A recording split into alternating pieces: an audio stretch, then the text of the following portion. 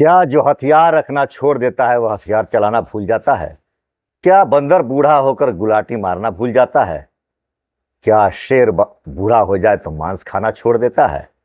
नमस्कार, मैं हूं रिपु मिश्र। आपने देखना शुरू कर दिया रिपु मिश्रा ऑफिशियल। यह बात आज मैं इसलिए कह रहा हूं कि आज बिहार ही नहीं पूरे देश में चर्चा का विषय बना हुआ है पप्पू यादव और लॉरेंस बिश्नोई। लॉरेंस बिश्नोई ने पप्पू यादव को धमकी दी और पप्पू यादव ने मुख्यमंत्री से मिलकर अपनी सुरक्षा बढ़ाने की बात करने गए, लेकिन मुख्यमंत्री मिले नहीं। नीतीश कुमार से उनकी मुलाकात नहीं हुई। उसके बाद पप्पू यादव ने देश के गृह मंत्री अमित शाह को पत्र लिखकर अपनी सुरक्षा बढ़ाने की बात कही है। और जब से पप्पू यादव ने सुरक्षा बढ़ाने के लिए गृह मंत्री को पत्र लिखा है, तभी से देश के तमाम मीडिया में, तमाम खबरों में यह खबर फैलाई जा रही है कि पप्पू यादव लॉरेंस बिश्नोई से डर गए। पप्पू यादव डर गए लॉरेंस बिश्नोई से और वो अपनी सुरक्षा की मांग कर रहे हैं। हालांकि पप्पू यादव भी कई बार मीडिया बंधुओं के सामने इस बात को कहते हुए सुने गए हैं कि जिसे मारना है मार दे, जिसे जो करना है करे, मैं अपने काम में लगा हूं। मैं अभी झारखंड चुनाव में हूं और झारखंड की अस्मिता स्वाभिमान बचाने के लिए, जल जंगल जमीन की लड़ाई के लिए मैं झारखंड के साथ हूं, झारखंड के लोगों के साथ हूं। मैं अपना कार्य कर रहा हूं, जिसे जो करना है कर दे। और जब से इस तरह की बात पप्पू यादव कहे हैं, तभी से लोगों ने यह अनुमान लगाना शुरू कर दिया है, यह कयास लगाना शुरू कर दिया है कि 90 के दशक का बाहुबली पप्पू यादव आज लॉरेंस बिश्नोई से डर गया। मैं आपको याद दिला दूं, 90 के दशक को शायद आपने नहीं देखा हो। जिसने देखा है, सुना है, समझा है, वो बखूबी समझते हैं कि राजेश रंजन उर्फ पप्पू यादव क्या है। वह एक दौर था कि बिहार में सूरजभान सिंह, पप्पू यादव, देवेंद्र दुबे, राजन तिवारी, शहाबुद्दीन, जाकिर, आनंद मोहन, अनंत सिंह, तमाम बाहुबलियों की शरणस्थली और तमाम बाहुबलियों का जगह था बिहार। और ये बिहार ही नहीं, बिहार से बाहर देश और विदेशों में इनके नेटवर्क थे और इनके लिए कोई भी चीज असंभव नहीं लग रहा था।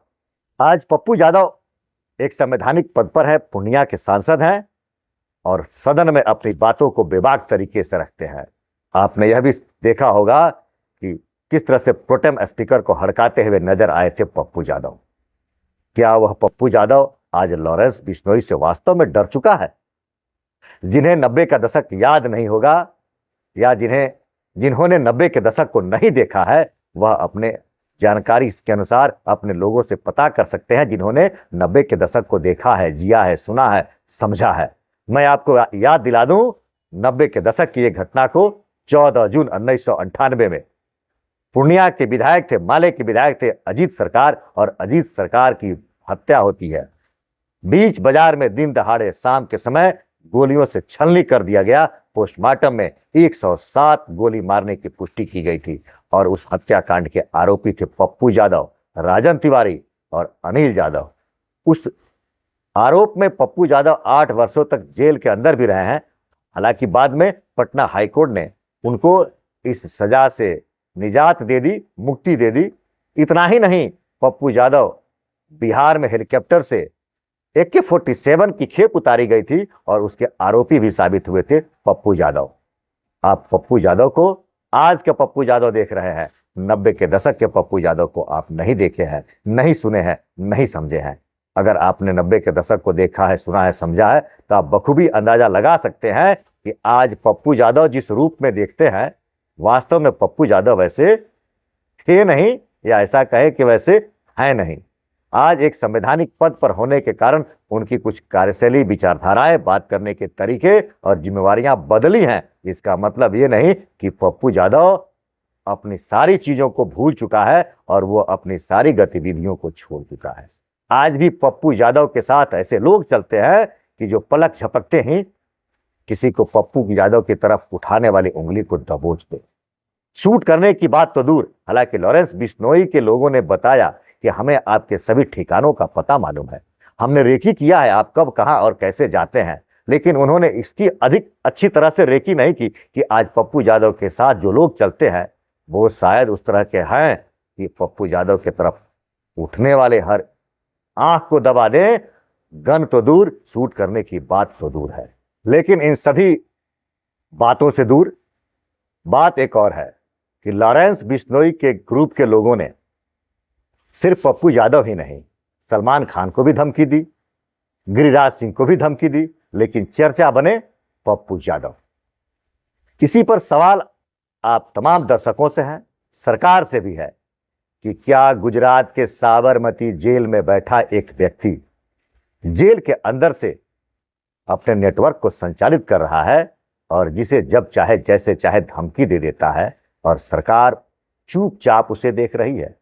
पप्पू यादव ने जो ऑडियो सोशल मीडिया पर साझा किया है, उस ऑडियो में साफ साफ सुना गया है कि व्यक्ति कह रहा है कि जेल के जैमर को बंद करवाकर भाई ने आपसे बात करने का प्रयास किया और आपने फोन नहीं उठाया। जेल के जैमर को 1 घंटे के लिए बंद करवाने में लाखों रुपए का खर्च लगता है।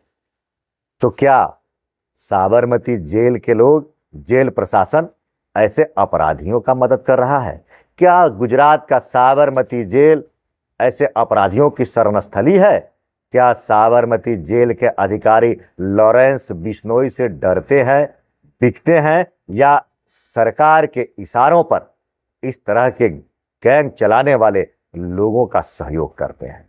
क्यों नहीं सरकार साबरमती जेल पर निगरानी रखती है? क्यों नहीं उस जेल अधिकारी से पूछा गया कि किसके कहने से जैमर बंद किया गया और कैसे, किसके प्रश्रय से, किसके सहयोग से लॉरेंस बिश्नोई साबरमती जेल से अपने नेटवर्क का संचालन कर रहा है?